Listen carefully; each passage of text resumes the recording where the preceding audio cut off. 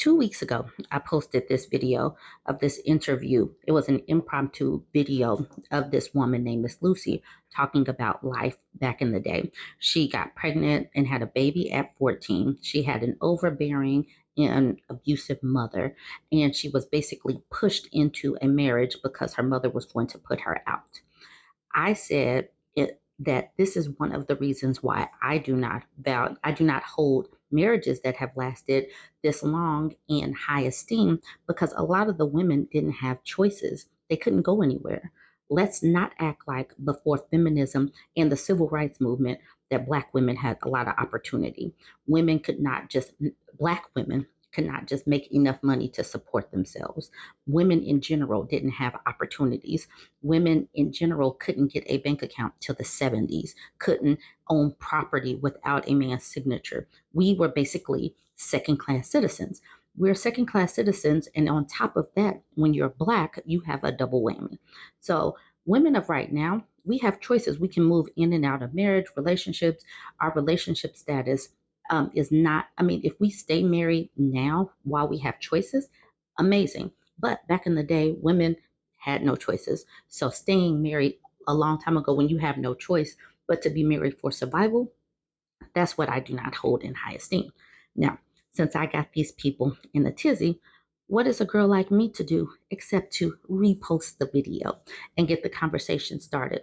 Because what these people do in social media is act like women of right now are the issue. It's just like, well, the women of back in the day are the ones that are speaking and have told us to have our education, get our money together, make sure to put money away. Women of back in the day are the ones that created the women that you see right now. Lucy was interviewed.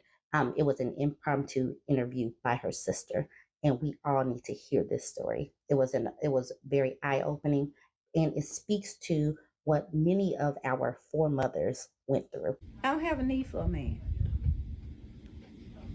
5 or 6 minutes. Okay. Just chat with him and then he gone. Well, what do you need him for? Why? I don't need him. Oh. I don't really need him. I'm kind of trying to tell you I don't need no man. Okay. But with me being a woman, I miss a man's company. And with me being a woman and been married and been in different relationships, I miss a man's company and I miss a man's touch.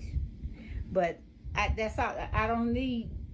I can't get that unless I get all the other stuff that comes with a man, and I don't want that. And anything I want, I can go get, and I ain't got to nobody to tell me.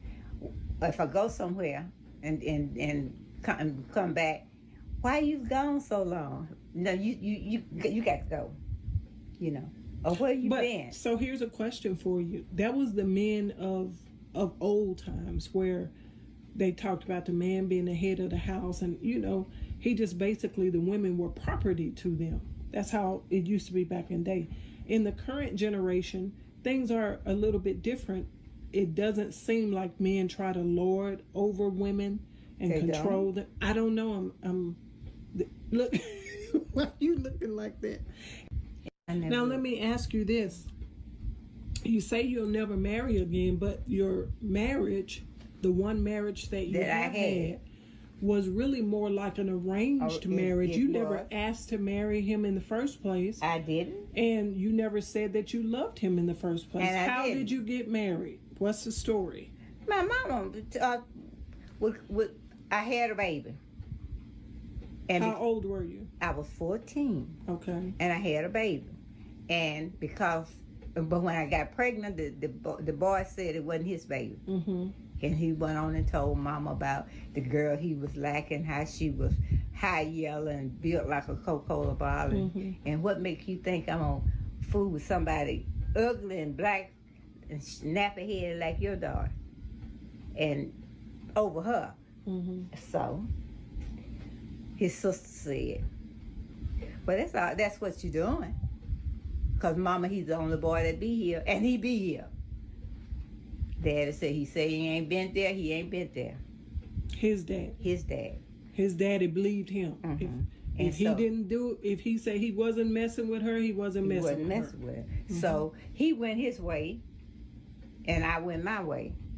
And through the pregnancy, I was alone. And back then, you couldn't.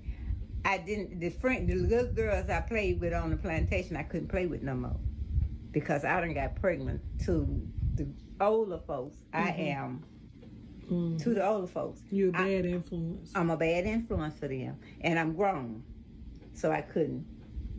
I didn't have nobody to play with. The only somebody that stood by me was the boy's sister. The boy that got me pregnant, his sister. And so after the baby was born, things was still going on fine with Mama until when the baby was born, he wanted us to get back together. You said all this about me and went on your way. And then when the baby comes looking like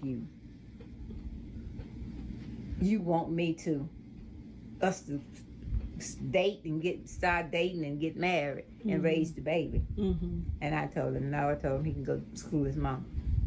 Go do what to his mom? Screw her. And so Mama heard me. And when Mama heard me, she came in there where we were, and he said, "Well, I'm gone, Miss Dale. I tried," and he walked out. And because I wouldn't have him and date him, she would always tell me, "You got to find you and that bastard baby somewhere to stay. You can't stay here no more." Now, this was your mother? This was my mom. And you were 14 years old? I was 14 years old. You and the bastard baby can't stay with her? We can't stay with her. And so, and every time she leaves, she was a partying woman. And she drank heavy. And every time she leave home, she'll tell me, "I'm leaving. But when I get back, you and that bastard child of yours better be gone." But I ain't have nowhere to go. When she come back, I'll be still sitting there, holding my baby. And one night she came in and this other boy, John Hale, was there playing checkers with my oldest brother. They were about the same age. They were playing checkers together. And she came in. When she came in, she said, "God damn, you still here? I told you when I got back I want you and that bastard child to be gone." He didn't even say a word. They just kept playing. And then the next day he came down and he asked me, "Was Mama there?" I said, "Yes." He said, "Well, tell her I want to holler at her a minute." And so he ain't asked you nothing? He never asked me to marry. I had the baby. So here's a guy that's asking to speak to your mom. Now, you don't know why. I don't know why. Okay. But he told her, he said, "I heard you last night speaking to Lucy. What you said to her, did you mean it?" And she said, "Like what?" He said, "You told her that you wanted her and her bastard child to be out of your house." She said, "Hell yeah, you can have." I had the baby. So here's a guy that's asking to speak to your mom. Now, why didn't you hate him, though, after he did? First of all, you didn't ask to be married to him. And after he put you through all the stuff, and I mean a lot of stuff, why didn't you hate him? Because he didn't mean nothing to me. Okay. And when God said, I told God I wanted him out of my life, wanted him to move him out of my life, but not by death. Because I knew if he went by death, I was going to do it. And my children was going to be left to the state. So I didn't want to be the one to get rid of him and then lose my children too. I didn't want that. And I thank God for what he did. And so I was just glad. John was gone, he's gone. Thank God I don't have to work with him no more. This woman says, I never hear this mentioned. They did not have birth control, only real bad, difficult to find condoms. If you got pregnant, you were forced to marry. Not minimum wage laws, no welfare, impossible for most Black women to earn enough to take care of just herself. Mostly maid work in white homes where anything could happen and no one could protect you. They had to get married. It was a major flex for a Black man to buy a home, no matter how modest, and tell his wife, "You will never have to clean anyone else's house but your own." It was difficult for any woman to survive without a husband and near impossible for a Black woman. This woman says, the last guy I dated was 17 years older than me, so he grew up in a time when women didn't have a lot of choices. He talked about how his parents were and how his mom always seemed sad and how she was left to take care of 6 kids alone. Her husband, his dad, was around, but he just drank and worked, so she was left with the hard work at home, especially raising children. This guy ended up being very controlling, and I realized he expected someone like his mother who would just be quiet and not complain and keep it moving. Needless to say, it didn't work out because I can't be that way. I feel sad for his mom who had to endure what she did. Bro, we so lost today.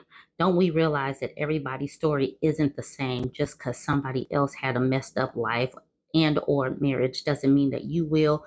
It don't mean that yours will go like the next person's will. Most people don't want to be married today because everybody like having sex with no strings attached to it. That's whole behavior. Rather than it be men or women doing it, gender don't matter. MFs would rather be loose than screwed down. It's easier being easy. Women will use this as a reason why they not married. How tragic. They think that talking about this means that you're single, apparently. That's the problem. Black women speaking their truth, not the truth. Please keep in mind that truth is subjective. Truth is what a person experienced. It's going to vary. I can look out the window right now and see that it's rainy or it's overcast, and somebody on a different part of the world can look out the window at this exact moment and see sunshine or a cool breeze or whatever. Truth is subjective. Facts don't change. Interpretation of facts do change, but it's just challenging to me that these people do not know basic terms. Without the man, you would have lost your children. I wonder why. You're Black and a woman. According to the country you were born, those two aspects are denied rights. Happiness is earned. Women need to be under order. Look at the world today. The out of order women with voices to discuss their WAPs. The truth is working. Women can go to work, act accordingly for the corporation and white shareholders. However, duties and virtues of being a wife is oppressive. Just stop. Cap. They really don't like women talking about this stuff. And I think that he's just basically saying that women need, yeah, he did say that women need to be under order. They really believe that we need them to order us around. They're always talking like this. Women, y'all will never get it. Shaking my head. We are the ones that have to deal with y'all, not the other way around. These people come unprompted to my pages and then get upset like we asked them to be here. I can't believe how much hate y'all have for men when in reality, the men who do the dumb stuff are the ones who were raised by y'all and the government. Us men are tired of taking care of y'all's kids with all y'all baby daddies. Why should we take care of y'all? We don't get anything but leftovers and 5 to 6 puppies from guys y'all chose that clearly were not daddy or husband material. Y'all make bad decisions and blame men. If you got several kids, several baby daddies, you are the blame. It your fault. These, like I said, that this is the reason why I said YouTube must have put my video on a different side of social media, because this is the kind of commentary that I got. So, like I said, because of that, I'm going to repost the video. It needs to be reposted so I can trigger some more dudes. You guys jump in the comments. Let me know what you think. Don't forget to like, comment, and share.